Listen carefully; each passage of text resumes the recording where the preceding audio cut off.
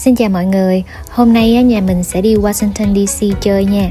Từ chỗ mình ở tới DC thì lái xe khoảng tầm 3 tiếng rưỡi nếu không có quá kẹt xe. Thật ra lái xe tầm đó thì cũng không có quá lâu, nhưng mà nếu kẹt xe thì mình thấy đi về trong ngày cũng mệt nha. Vì lái xe đi về cũng tầm 7-8 tiếng rồi, nên nếu có thời gian thì mình sẽ chọn ở lại một đêm nha.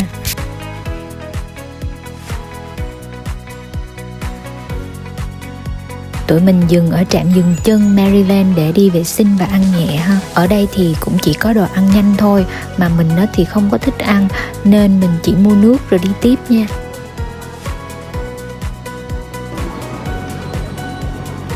Hôm nay cũng không có đông lắm ha.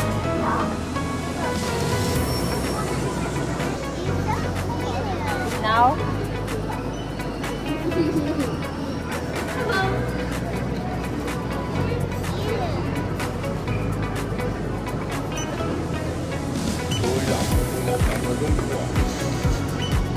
I thought it was 1640.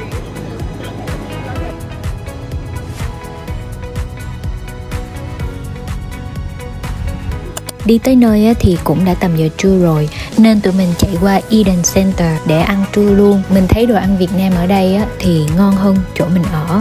Mình rất là thích đồ ăn Việt nên đi đâu thì mình cũng tìm món Việt để ăn thử coi có ngon không.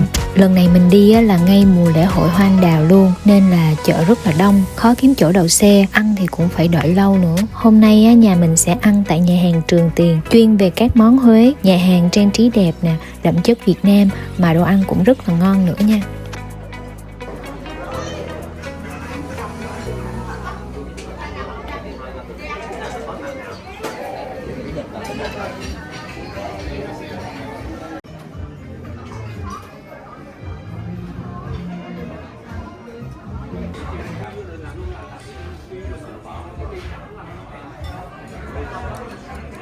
Đi nhà hàng Huế thì không thể không ăn thử bún bò đúng không nè? Với khẩu vị của mình thì mình thấy bún bò Huế ở đây khá là ngon nha. Có cục huyết, ăn cục huyết rồi hả? Chưa cho vợ quay nữa để ăn rồi hả? Nước dùng ở đây thì khá là đậm đà. Cọng bún thì là cọng bún nhỏ đúng kiểu ngoài Huế luôn, chứ không phải là cọng bún bò Huế to ha. Các loại bánh Huế ở đây cũng khá là ngon, nhưng mà lúc mình ăn thì hơi bị nguội. Cũng có thể là do hôm đó quán quá đông. Ngon không chồng? Trong cái plaza này cũng có một chỗ bán chả cá khá là ngon. Mọi người thường hay tới đây mua về làm quà, nhưng mà hôm nay xếp hàng đông quá, tụi mình cũng không có mua được. Ăn xong thì tụi mình cũng ghé qua quán Mía and More để mua nước mía. Tuy là nước mía ở Mỹ không thể bằng ở Việt Nam được, nhưng mà mình thích uống nước mía lắm, nên có uống cũng đỡ thèm nè.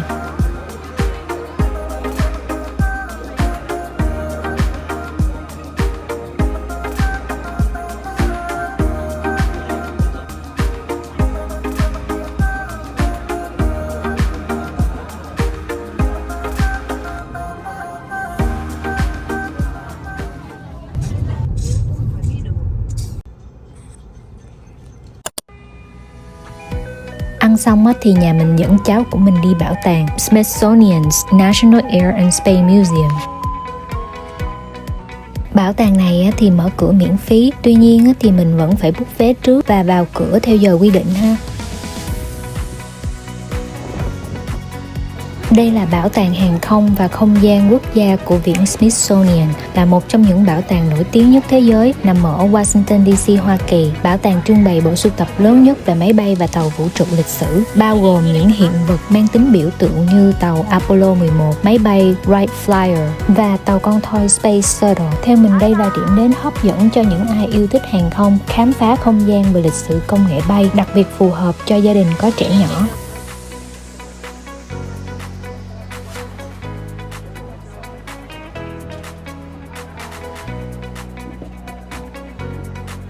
Ủa sao cái máy bay gì có chút ép vậy trời? Vô đi bà Thanh.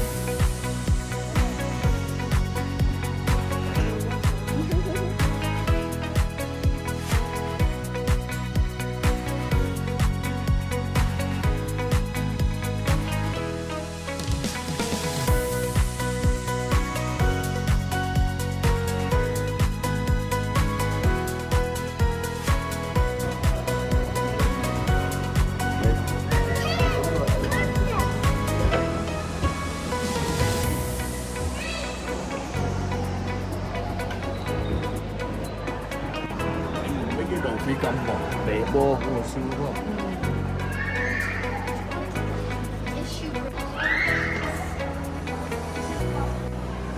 Make energy. What are you doing, Chloe? Making the energy drink, I think. Mấy cái này là cái gì? Ý nó quay được Like kìa. an engine. Con mẹ cô ý Đây mình đi tới chỗ cơ bông rồi. Oh, but there's a big. Oh, this is a really engine.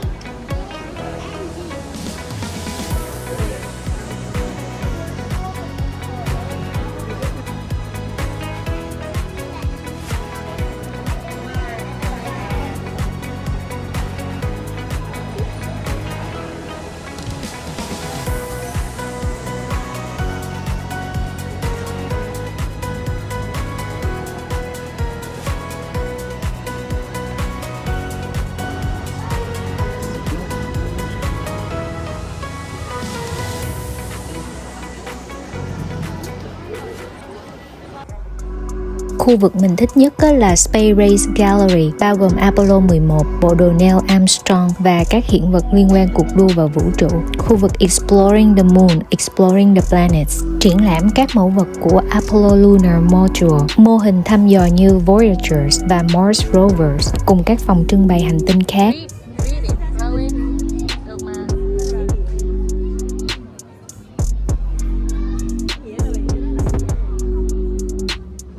Nó cắt ra bên trong của cái hành tinh đá vậy nè.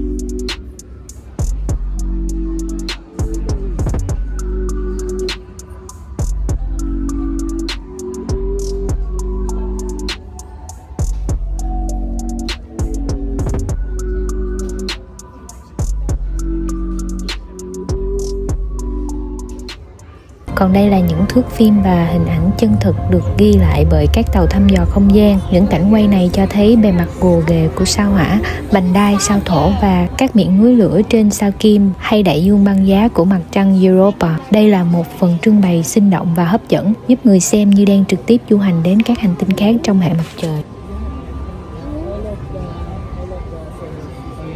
All the planets in the solar system have crashing. Even Mercury.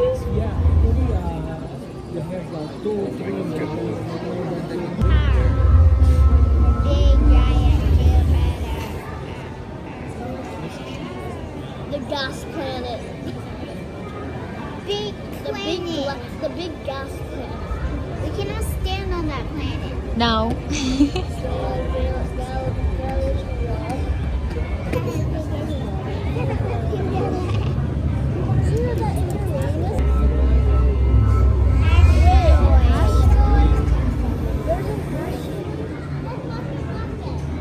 There's an asteroid orbiting us that even have the solar system.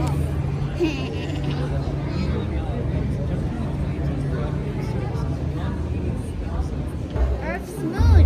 I always know everything about that. Mặt trăng nè, bây giờ nó đi mặt trăng.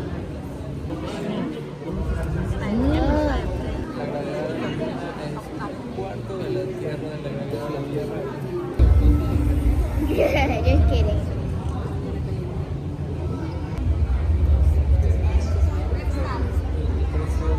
Wait, is it sea?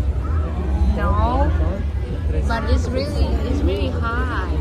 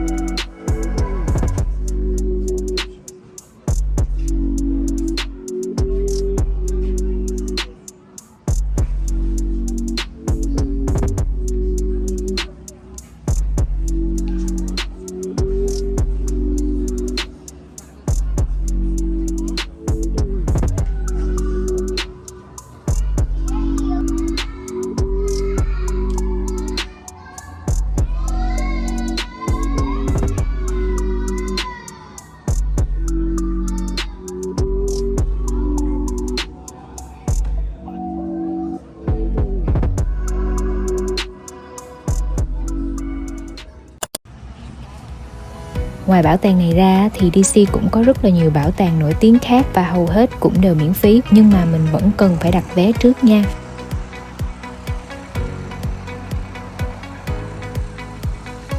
Tham quan bảo tàng xong thì nhà mình đi bộ ra cây bút chì Washington Monument. Khu vực này thì cực kỳ rộng nha, rất là nhiều mảng xanh và các vườn cây. Đi bộ hết cả cái khu này cũng khá là mệt và mất rất là nhiều thời gian, đặc biệt là gia đình nào có người già và trẻ em đi cùng.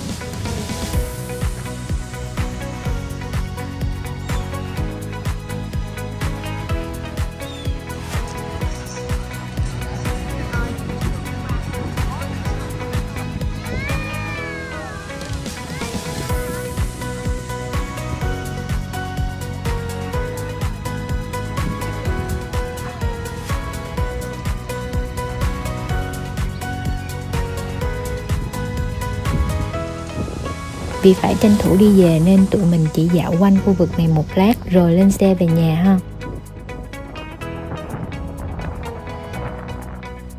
Ở DC thì mùa tháng 4 nổi tiếng là có hoa anh đào rất là đẹp và cũng rất là đông du khách từ các bang khác đến tham quan.